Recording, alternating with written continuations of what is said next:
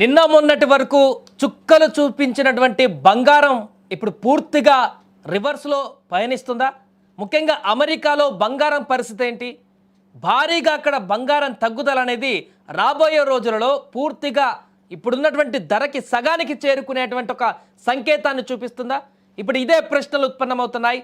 ముఖ్యంగా అమెరికా ప్రభుత్వం షట్డౌన్తో ఇన్వెస్టర్లు పూర్తిగా అయోమయానికి గురయ్యారు. దీంతో ఒకే రోజు భారీగా పసిడి ధరలు ప్రపంచవ్యాప్తంగా కూడా తగ్గాయి. ముఖ్యంగా మన దగ్గర కూడా బంగారం పూర్తిగా కూడా తగ్గిపోయింది. చాలా పర్సెంటేజ్ 12 సంవత్సరాల తర్వాత ఈ స్థాయిలో బంగారం ఎప్పుడు కూడా తగ్గుదల కనిపించలేదు. మనం నిత్యం చూస్తూ ఉంటాం పసిడి ధర రోజు పెరుగుతుంది, ఆల్ టైమ్ రికార్డ్ హైయెస్ట్ పెరిగిందనే వార్తలు వింటాం. కానీ తగ్గుదల కొంతమేరకు తగ్గుతుంది అప్పుడప్పుడు చెప్తాం, కానీ రికార్డు స్థాయి తగ్గుదల ఎప్పుడు కూడా మెన్షన్ చేయం. కానీ ఇప్పుడు మొదటిసారి 12 సంవత్సరాల కనిష్టానికి అంటే అంత 12 సంవత్సరాలకు ఎప్పుడు తగ్గనంత దారుణంగా బంగారం ధరలు తగ్గాయి.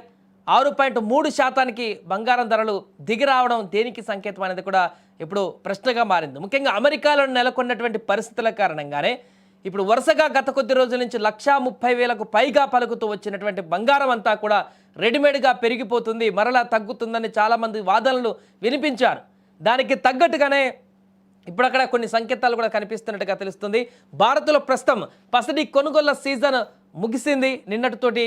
సో అదేవిధంగా అమెరికా చైనా మధ్య ఉన్నటువంటి సానుకూల వాణిజ్య చర్చలు కూడా కొంత బంగారానికి తగ్గడానికి గల కారణాలుగా కనిపిస్తున్నాయి. అండ్ ఇతర కరెన్సీతో పోల్చుకుంటే డాలర్ ఇప్పుడు బలపడింది.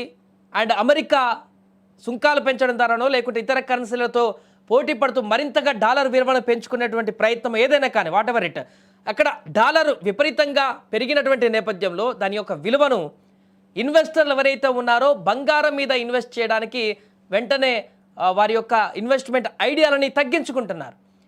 అమెరికాలో డాలర్ విలువ పెరిగితే అక్కడ 10 గ్రాముల బంగారాన్ని కొంటే ఆ డాలర్ విలువతో పోలిస్తే ఎక్కువగా కొనాల్సిన పరిస్థితి వస్తుంది. కాబట్టి ఇతర దేశాలలో కొనుక్కుంటే, ఇతర ప్రాంతాల్లో కొనుక్కుంటే తక్కువగా బంగారం లభిస్తుంది. కాబట్టి పూర్తిగా ఆ ఆలోచనను విరమించుకున్నారు. అంతేకాకుండా మరొక కారణం ఉంది. గత కొన్ని రోజులుగా వరుసగా ఇన్వెస్ట్మెంట్లు చేస్తూ వస్తున్నారు 2 నెలల నుంచి చాలామంది బంగారం పైనే. వాళ్ళందరూ కూడా ఆల్ ఆఫ్ సడన్గా ఒకేసారిగా లాభార్జన పైన ఎక్కువగా ఫోకస్ పెట్టారు. అంటే ఇప్పటివరకు వారు చేసినట్టే ₹1,00,000 ఉన్నప్పుడు ఒక 10 తులాల బంగారం మీద ఎవరైతే ఇన్వెస్ట్ చేస్తారో వారందరూ కూడా నిన్న ఎట్ ఎ టైం విత్డ్రా చేసేసుకున్నారు. అంటే అమ్మేసుకున్నారు, లాభాలకు అమ్మేసుకున్నారు. 1,30,000 దాటింది కాబట్టి మంచి ప్రాఫిట్స్ ఉన్నాయి కాబట్టి వెంటనే సేల్ చేసేసారు. ఇలా ఒక్కరు కాదు, చాలామంది ఎట్ ఏ టైం అందరూ కూడా వారు తీసుకున్నటువంటి ఇన్వెస్ట్మెంట్స్ అన్నింటినీ కూడా సేల్ చేసేయడంతో ఒక్కసారిగా బంగారం కూడా పూర్తిగా ధరలు తగ్గినటువంటి పరిస్థితి కనిపిస్తుంది. అంతేకాకుండా ప్రస్తుతం అమెరికాలో పరిస్థితి కూడా భిన్నంగా కనిపిస్తుంది. అక్కడ ట్రంప్కు వ్యతిరేకమైనటువంటి ఆందోళనలు కొనసాగుతున్నాయి.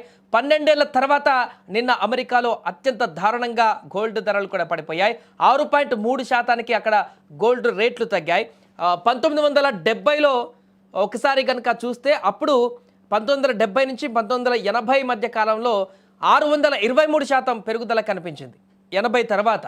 ఆ తర్వాత తగ్గుతూ వచ్చింది కానీ ఇప్పటివరకు ఎప్పుడు కూడా పెరుగుతూ వచ్చింది కానీ ఇప్పటివరకు ఎప్పుడు తగ్గలేదు. బట్ మొదటిసారి ఆ స్థాయిలో మరలా మన దగ్గర కూడా తగ్గుదల కనిపించింది. ఇది క్రమంగా 1,30,000 దాటినటువంటి ఈ బంగారం క్రమంగా 1,00,000 లోపుకి మరలా వెళ్తుంది తులం అనేటువంటి ఒక అంచనా అయితే స్పష్టంగా కనిపిస్తుంది. దీనికి ప్రధాన కారణం అమెరికా తీసుకుంటున్నటువంటి నిర్ణయాల కారణమే అనేది కూడా స్పష్టంగా అర్థమవుతుంది. ఎందుకంటే బంగారం ఎప్పుడు పెరిగినా కూడా దానికి కారణం అమెరికానే మనందరికి కనిపిస్తుంది. ఇప్పుడు తగ్గుదలకు కూడా అమెరికానే కారణంగా మారబోతుంది. అక్కడ నెలకొంటున్నటువంటి అస్థిరతలు, ట్రంప్కు వ్యతిరేకంగా నెలకొంటున్నటువంటి అక్కడ నిరసనలు, అదేవిధంగా ఈ మధ్యలో జరిగినటువంటి నో కింగ్స్ నిరసనలే కానీ ఇప్పుడు ట్రంప్ కూడా మిగతా దేశాలపైన సుంకాలు విధిస్తూ డాలర్ని తనకు త్వరగా మరింత బలపరచడానికి చేస్తున్నటువంటి ఈ యొక్క పరిణామాలన్నీ కూడా అంటే ఇది శాశ్వతంగా నిలదొక్కునేటువంటి పరిణామాలు కావు, తాత్కాలికంగా దాని విలువను పెంచుకునేటువంటి ప్రయత్నాలే. కాబట్టి ప్రస్తుతానికి పెరిగినా కూడా అది స్టేబుల్గా ఉండేటువంటి పరిస్థితి కాదనేది కూడా అందరికి అర్థమైపోతుంది. కాబట్టి ఇప్పుడు ఈ యొక్క మార్కెట్లో అనిశ్చితి ఏర్పడినట్టుగా తెలుస్తుంది. ఇప్పుడు ఇంతటితోని ఆగదు, రాబోయే రోజుల్లో మరింతగా కూడా పసిడి దిగుమతి మరింతగా తగ్గేటువంటి అవకాశం ఉన్నట్టుగా చెప్తున్నారు. అమెరికాలో రోజు రోజుకు పరిస్థితులు అక్కడ మారుతున్న నేపథ్యంలోనే ఇన్వెస్టర్లు అందరూ కూడా ఇప్పుడు గోల్డ్ వైపు నుంచి మరలా ఇతర మార్కెట్ల పైన ఎక్కువగా మొగ్గు చూపేటువంటి పరిణామాలు అయితే స్పష్టంగా కనిపిస్తున్నాయి. ఈ నేపథ్యంలోనే ఎట్ ఎ టైం బంగారం తగ్గింది. దానికి ప్రధాన కారణం ముఖ్యంగా మన దేశంలో కూడా చూస్తే ధనత్రయోదశి అయిపోయింది నిన్న. పెళ్లిళ్ళ సీజన్ కూడా ఇప్పుడు లేవు, ఇంకా చాలా రోజులు ఉన్నాయి. అండ్ అక్కడ డాలర్ విలువ పెరగడం ఇవన్నీ కూడా అంటే ఇంక ఈ నెల పాటు కూడా ఇప్పటివరకు పెరుగుతున్న వార్తలు మనం విన్నా. ఈ నెల 2 నెలల వరకు కూడా మళ్ళీ పెళ్లిళ్ళ సీజన్లు వచ్చే వరకు కూడా ఇదే తగ్గుదల కనిపించేటువంటి అవకాశం కూడా ఉన్నట్టు కూడా చాలామంది విశ్లేషకులు కూడా చెప్తున్నారు. అందుకే ఇప్పుడు ఒకటే పని చేస్తున్నారు. చాలామంది కొనిపెట్టుకున్నారు. 1,10,000 ఉన్నప్పుడు లేకపోతే అంతకుముందు తర్వాత కూడా కొన్నారు. ఇప్పుడు 1,30,000 ఉంది ఇంకా స్టిల్ 24 క్యారెట్లు అయితే వెంటనే సెల్ చేయడానికి ప్రయత్నాలు జరుగుతున్నాయి ఇవాళ రేపు. సో దారుణంగా ఇంకా భారీగా పడిపోయేటువంటి ప్రమాదం అయితే బంగారానికి కనిపిస్తుంది. బిలో 1,00,000 వరకు వచ్చినా కూడా ఆశ్చర్యపోవాల్సినటువంటి పరిస్థితి లేదంటూ కూడా నిపుణులు చెప్తున్నారు. బట్ కొంత టైం పట్టేటువంటి అవకాశం కనిపిస్తుంది.